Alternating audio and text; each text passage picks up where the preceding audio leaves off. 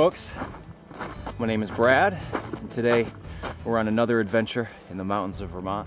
This morning it was about 7 degrees Fahrenheit, and I told myself if it got above 20, we'll go out. It's about that right now. There's about 2 inches of snow on the ground, 3, 4 in some places. Why in the world would I be in the mountains on a day like today?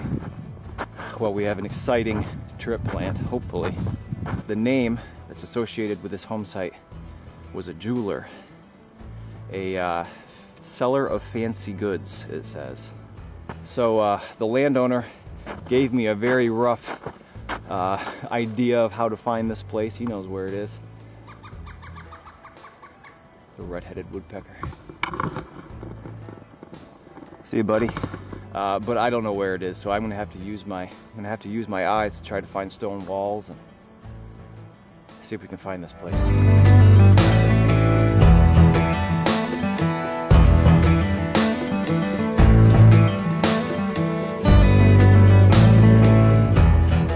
So I'm walking along with a lot of breath, and you see with the snow on the ground, you see tracks everywhere.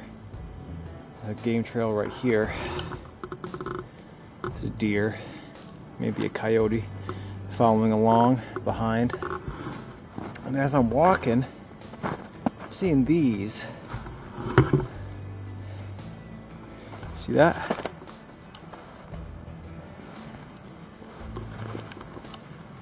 It's a big footprint. What do you think? Something with a foot that big? Footprints in the snow, when the snow melts a little bit, they get bigger. And we had a thaw, I don't know, 5-6 days ago. Not enough to melt the snow, but enough to make all the tracks get bigger. Besides, Bigfoot wears snowshoes in the wintertime. Everybody knows that.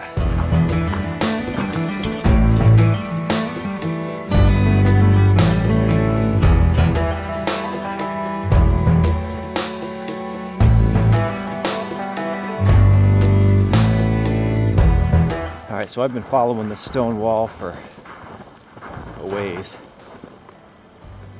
and I just came across a little stream here, a little brook. You can see the brook comes down, hits the stone wall, and then there's like a big drop off. So I don't know if this was at one time a little body of water that they created with the stone wall, or if it was just kind of always like this and this filled in with sediment.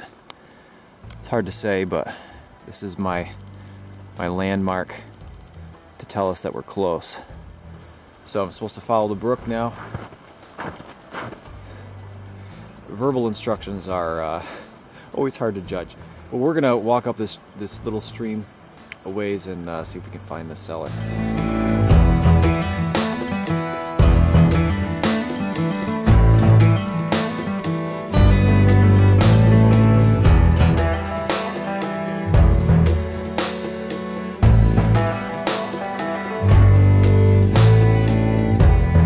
Finally made it. Stone lined cellar. It's behind me, the old basement. It's actually kind of above ground though. They built a mound to make a basement. The little brook is just right here. What kind of things do jewelers drop in the ground? Fancy goods? Let's see what we can find. Well, I was chasing this target around for a while. It sounded a lot bigger than it is. Let me take my gloves off here. I keep going back and forth between my finger gloves and my fingerless gloves because I like my fingerless gloves better. It's too cold out here. And it's this little brass 4-hole underwear button. The only reason I'm showing it to you is because it's an amazing shape and it has a ton of writing on the back. Let's see if we can read any of that. Looks like a brand name, which is exciting, more exciting than just the typical triple gilt or whatever.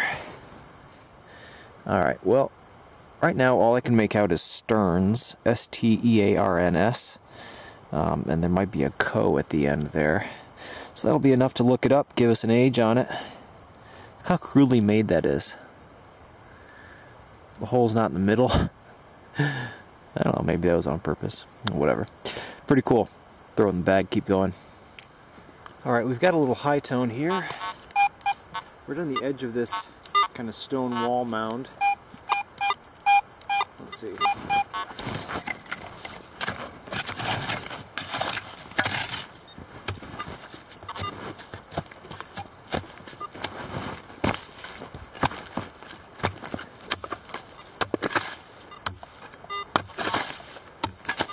Alright, well this one's too frozen. I guess we're going to have to come back for it in the springtime. Something to look forward to, I guess.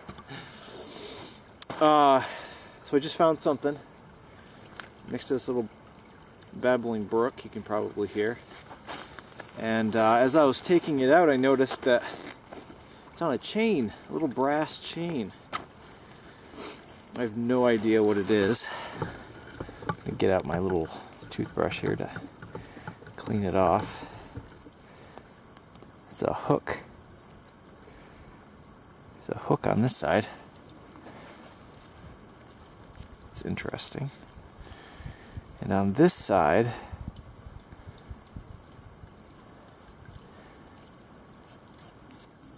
man, I don't know. Is it like a clip for a pocket watch or some spectacles? I'm going to suspect that this side clipped on your clothes, and then whatever hung off this side. I don't know, what do you think? I think that it's probably a pocket watch chain. If a jeweler did live here or conduct business here, I have to imagine that the likelihood of this sort of thing being in the ground is higher than, you know, a normal home. You'd think. So we're gonna, I don't know, we're gonna use this to keep our optimism high. The days are short this time of year, and it took a long time to hike in here, so we don't have a ton of time, a couple hours maybe. We're gonna see if we can find as many things as we can, and maybe give the landowner some proof that a jeweler did live here.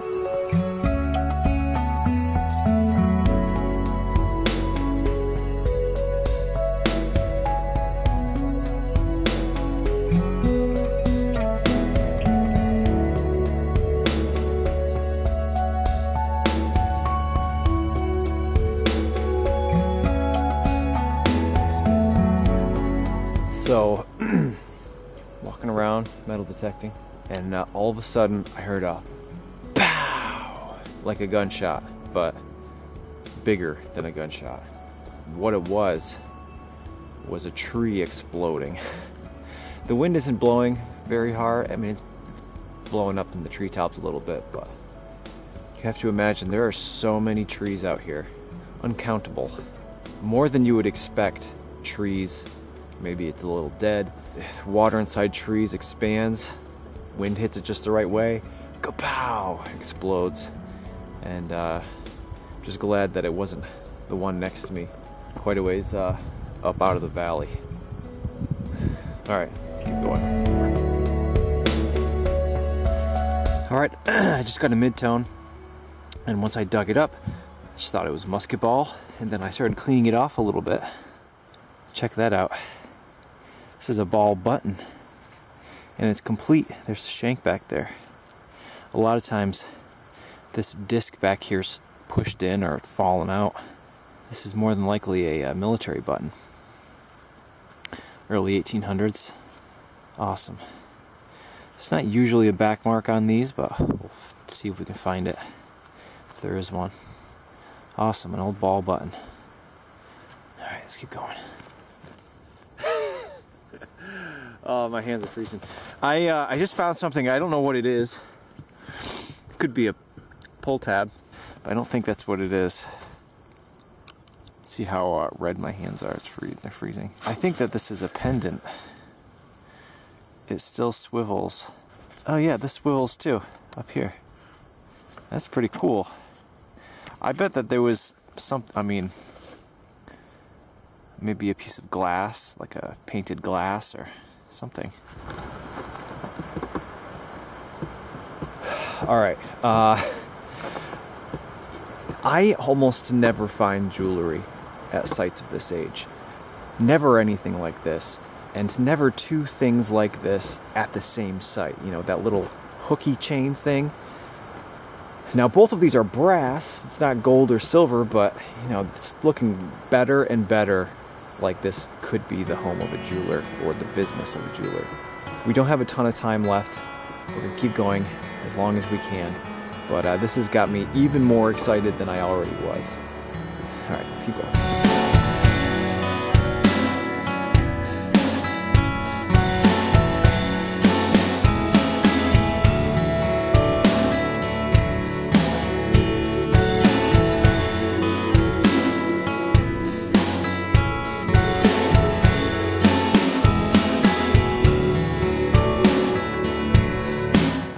Got a mystery item here. A piece of lead. At first I thought it was going to be a bullet. But let me get my jackknife out here. Check this out.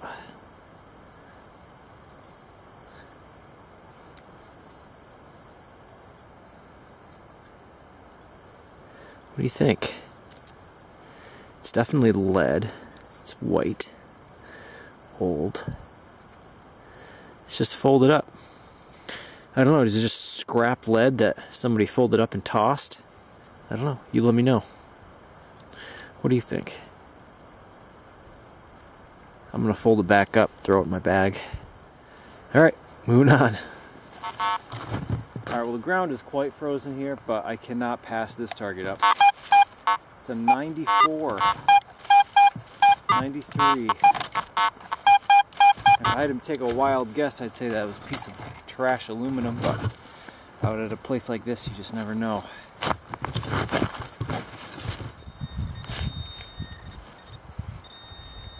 Oh, look at that. That is a coin. It's ringing a little bit high. Should just be a large set. Let me set this aside. Check the hole again here. I guess that was it. Geez, I thought for sure that 90-something target on the metal detector was going to be a piece of silver. But apparently it is just a copper coin. Although, hang on a second, let's get this cleaned up here. Let's do this together here. Oh yeah, there's something on this that is not a large cent. You see that? That appears to be a plow. Oh, this is a Hard Times token. It's a Walsh General Store, Lansingburg, New York. There is a date down there. Let's see if we can make that out. 1835. Awesome. Man, I've never seen this one before. You know, these Hard Times tokens came out in the 1834 to 1839-ish. There was a real need for coinage. The United States wasn't making enough. People were hoarding them. And so general stores and stuff started making their own. And this ranks so high because it's not the same copper content that we're used to seeing in our, our large cents. And coppers must have a very high copper content in it. I cannot make this out. I'll throw up the text on the screen, what this front says. But it has a plow, and it says Walsh General Store, Lansingburg, New York. I don't know where Lansingburg is, but that probably indicates it's nowhere near me. I'll have to look it up, I guess, see how many miles away it is. Well, that's awesome. You know, if people were coming to this jeweler from out of town, that's a good sign, right? Maybe if this was the person who purchased the piece of jewelry was actually from Lansingburg. That's an interesting thought, too. All right, well, that's a good sign. Let's keep on moving here. All right, well, the sun's going to set in about 20 minutes, and I have longer than that to walk out of here. So we stayed as long as we possibly could. And we didn't find a ton of stuff, but the things that we found are pretty exciting for me. Looks like it's starting to snow too. Great. And going to be exciting for the landowner too, because he has had suspicions for a long time, family stories, that that's what this was. And I don't know if we can necessarily confirm it, but it's looking good. So let's take a look at the things we found. Alright, so we did find 2 spoons, an iron, more than likely horse tack buckle. We have our folded over piece of mystery lead, probably garbage, but you never know, throw it in the bag, why not? We did find 4 buttons. 2 buttons are gold-plated, very standard, kind of mid-1800s buttons. We did find a ball button, and we did find a 4-hole underwear button with a ton of text on the back. We have the brass clip for who knows what. I'm going to say pocket watch, but it could be anything. Our pendant, which more than likely had something in the middle there, glass, probably not a jewel. It was probably painted glass, I would suspect, maybe even a photograph. And our Hard Times token, dated 1835, which is a general store token. So hopefully you could tell more than half of the targets that I found that I would usually dig, I couldn't dig because the ground was too frozen.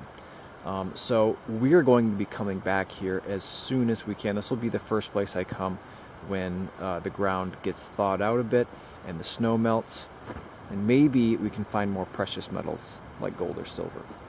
Alright, well, thanks for watching. Pray for an early spring for me, and we'll see you soon.